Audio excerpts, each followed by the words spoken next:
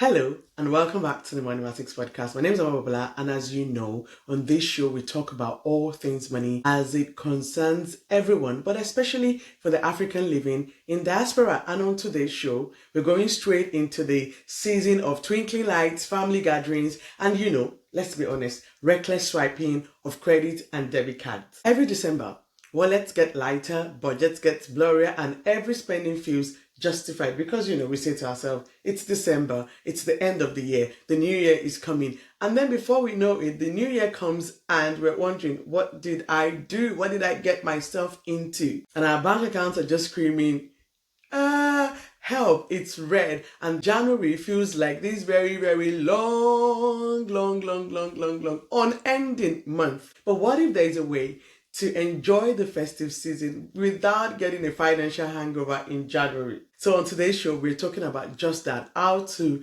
maintain financial health while enjoying everything that comes with the festive season. So without much ado, let's get right into it. All right, let's start with the biggest trap of the festive season: emotional spending.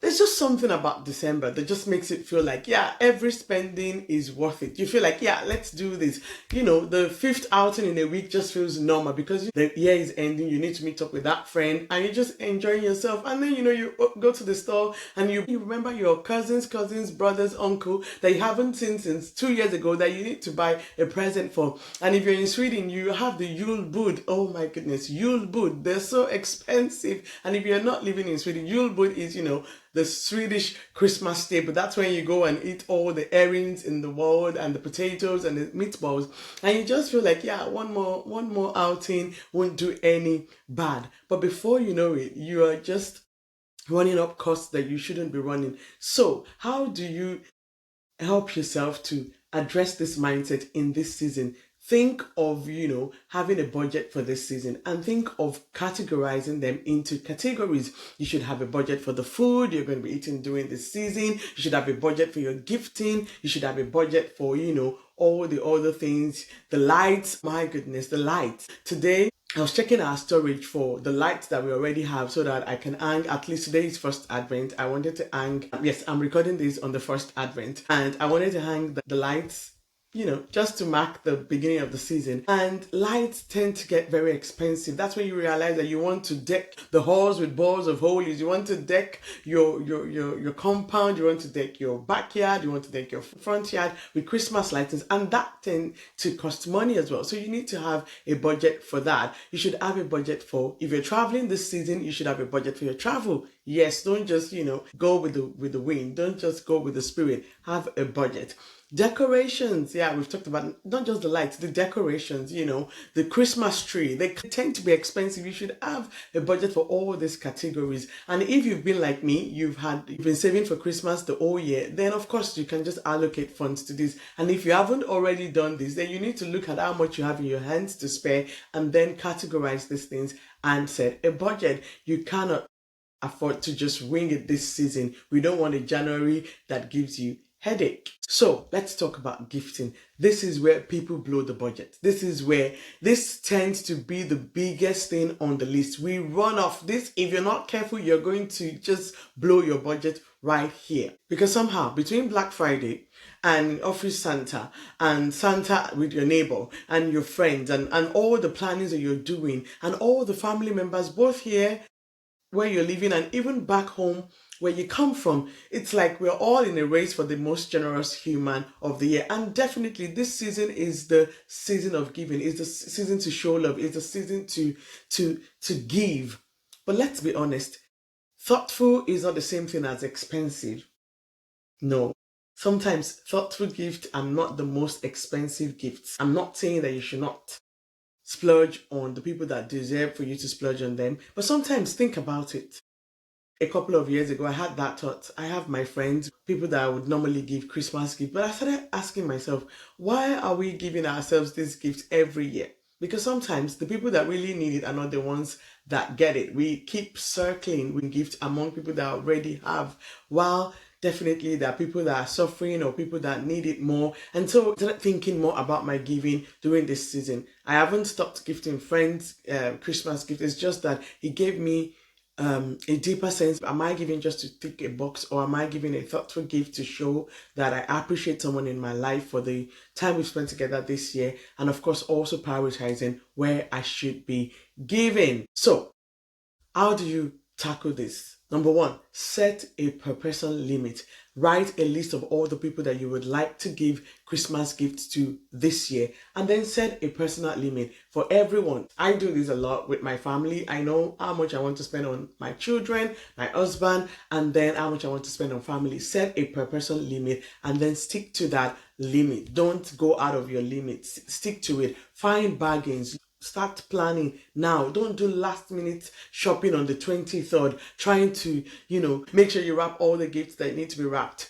Plan ahead, set a limit, and then hold yourself to your limit. Another thing is to consider thoughtful gifts that maybe do not cost an arm and a leg. Even with your children, I know parents here will tend to spend so much on Christmas gifts for children. They're buying not just one gift, they buy like 2, 3, 4 gifts, and we're not talking small things. They're buying Legos, they're buying toys, they're buying robots, they're buying different things. You need to really ask yourself, why am I doing this? And does it really need to be this grandiose for it to feel thoughtful for my children? And sometimes children are not even asking for all these things, because by the time they open the third box, they're already tired, they're already overwhelmed.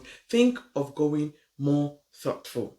Another thing is consider group gifting. Instead of buying things just for buying, maybe together you could do things. Sometimes in our own group of friends, when we have our Christmas celebration, we make sure that everybody buys just one extra gift for someone, and then we do, what people will call Secret Santa. That way everybody gets something and nobody needs to feel like they have to spend a lot to be able to enjoy the season. Another thing is manage expectations. If you tend to have friends who go big, have these conversations early. Or what are we doing for Christmas? I have talked to some people recently that have said amongst our group of friends, we decided together that we would do this or that we would not do this year. And I think that is really a very smart thing to do. If you have financially conscious friends and family around you, talk about giftings. Oh, what are we doing this year for the children? How are we planning this year? And what is important? Even with your spouse or your children, have conversations, set the right expectations so that everybody's happy at the end of the day. Now, let's talk about the next thing on most people's budget for Christmas, the food. Yes, everybody loves good food. I love good food, and I really love hosting people for Christmas. It's one of my own highlights for December. But for a lot of people, food is that thing that they spend so much money on for the holidays, and the budget can just skyrocket and get out of hand just for food. So what do? Potluck is your friend. Especially if you're gathering with friends and family, let everybody bring a dish, let everybody bring their signature dish, and then you pull it together and have a good and lovely family time together. Don't be the person that carries all the weight. If you can afford to, please go ahead and be a blessing to the people around you. But if you cannot afford it, and I think for a lot of people, this helps because all of us are trying to plan our spendings in December, and to be able to do this together with other people is just an advantage. And make sure you plan ahead. Plan your menu ahead.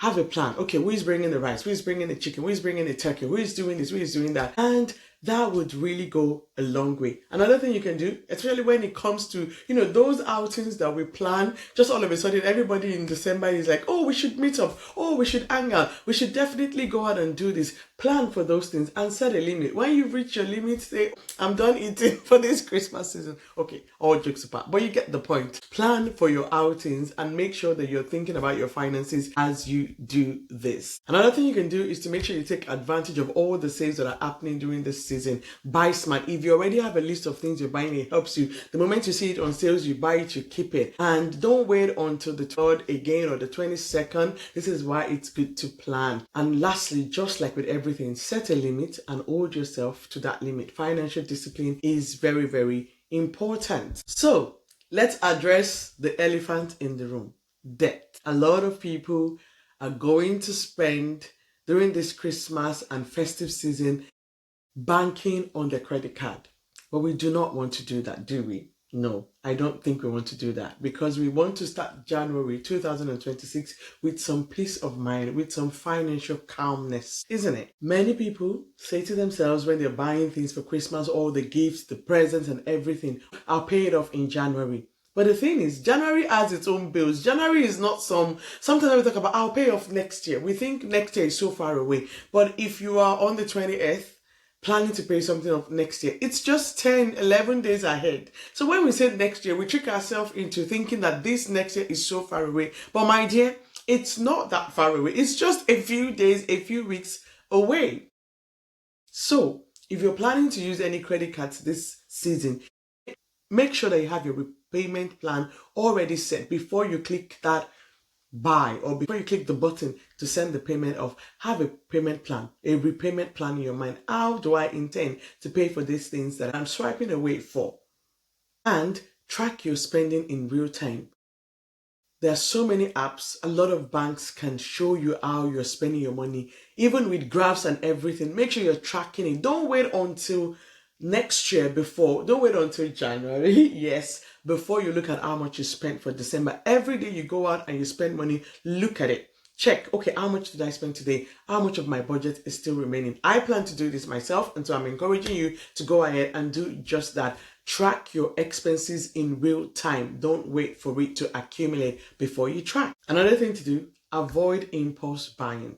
My friend, if you know that you cannot go to the store without buying this, that, don't go to the store. Stay at home. Maybe do your shopping online, or go out shopping with an accountability partner. Somebody that is your friend. Have a good time going about. Tell them, I'm planning to spend 2,000 crowns or 200 pounds today, and I do not want to spend more than that. So hold me accountable. And so go out with them. Have a good time buying and shopping together, but hold yourself accountable to the budget that you have set for yourself. And how do you avoid impulse buying? Ask yourself, would I buy this if it wasn't on sale?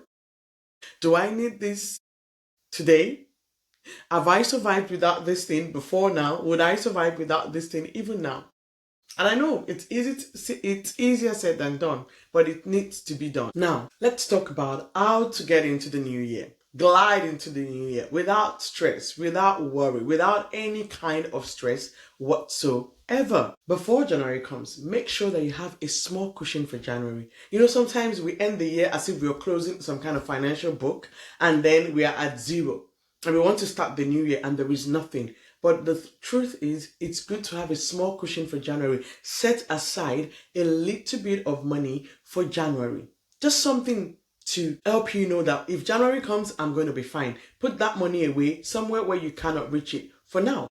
Another thing that you can do is to automate your savings before the year starts. Like I've said to many people on this show, and I would repeat it again, you should have a financial plan for the year. The same way you would have a financial plan for a business.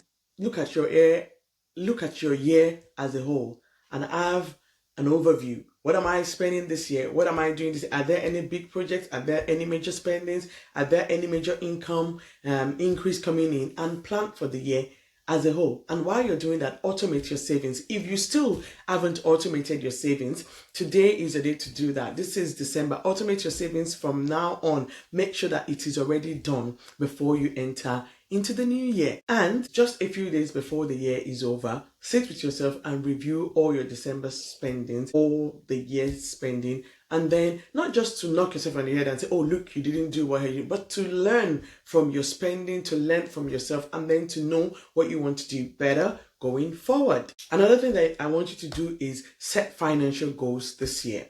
Don't just set financial goals that sound very vague and very fluffy, Set goals with numbers. I want to save $10,000 before the end of 2026. Or I want to pay off 100,000 crowns of my debt before I enter into 2026. Make your goals as concrete as possible, because then it gives you a higher chance of actually achieving those goals. So don't say, I want to be better with my finances. What's that? What does that even mean? Be specific. I want to save so amount of money this year. I want to pay off so amount of debt this year. that would really help you to keep your focus. That becomes your North Star. It becomes your compass. It becomes what you want to achieve, and nothing can stop you from getting into that. And as I round up today, I hope that you've learned something or you've picked something. This festive season is supposed to be a time of being jolly, not a time to be stressed. And we do not want a financial hangover in January. So that's it. A simple guide to financial health during the festive season.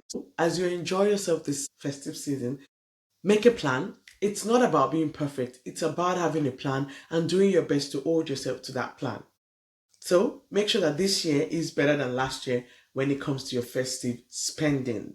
And if you've enjoyed this episode of the Moneymatics podcast, make sure to follow and make sure to subscribe to the channel right here on YouTube or on Spotify. Send this episode to that friend. Send this to that friend who loves to swipe cards and enjoy themselves during Christmas. You don't want them calling you for urgent 2K in January. So send this to them because it will really help them. And comment your own acts for how to survive this festive season in the comment section. Let me know, and maybe that would help someone in the community to do better with their finances this December. And until I come your way again, this is the Moneymatics podcast.